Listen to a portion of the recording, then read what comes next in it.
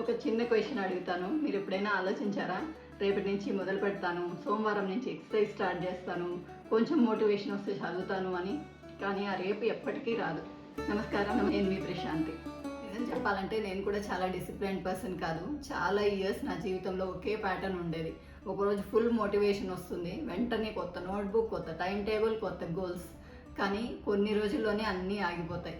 Motivation ఒక emotion మాత్రమే. మనకి సంతోషం వచ్చినట్టు, బాధ వచ్చినట్టు, కోపం వచ్చినట్టు మోటివేషన్ కూడా వస్తుంది, పోతుంది.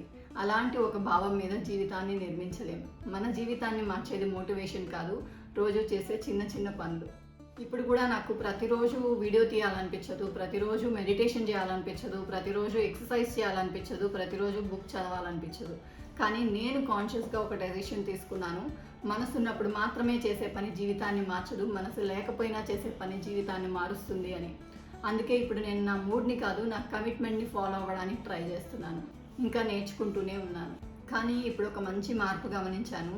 కొత్త పనులు ఇప్పుడు అలవాటుగా మారుతున్నాయి. గుర్తుపెట్టుకోండి, మన జీవితంలో ఒక మెట్టు పైకెక్కాలని నిర్ణయించుకున్న ప్రతిసారి మన పాత అలవాట్లు, పాత ఆలోచనలు, పాత జీవన శైలి మనల్ని వెనక్కి లాగాలని చూస్తూనే ఉంటాయి. వాటికి స్పందించకండి. ఎందుకంటే మన ప్రోగ్రెస్ని కాపాడుకోవడం కూడా ఒక బాధ్యతే. గతం మనకి చెప్పడానికి కొత్తగా ఏమీ లేదు. మన ఫ్యూచర్ మారాలంటే మన పాత అలవాట్లను వదిలిపెట్టే ధైర్యం కావాలి.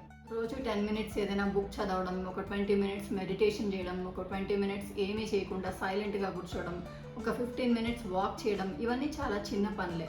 కానీ కొన్ని సంవత్సరాల తర్వాత మీ జీవితాన్ని మార్చే పెద్ద రీజన్స్ అవుతాయి. ఈరోజు నేను మీకు మోటివేషన్ ఇవ్వడానికి రాలేదు. నేను నేర్చుకుంటున్న ఒక లెసన్ని మీతో షేర్ చేసుకోవడానికి వచ్చాను. ఈ రోజు నుంచి మోటివేషన్ కోసం ఎదురు చూడకండి. ఒక చిన్న డిసిప్లిన్ ఎంచుకోండి. రోజు చేయండి. పర్ఫెక్ట్గా కాదు, కన్సిస్టెంట్గా.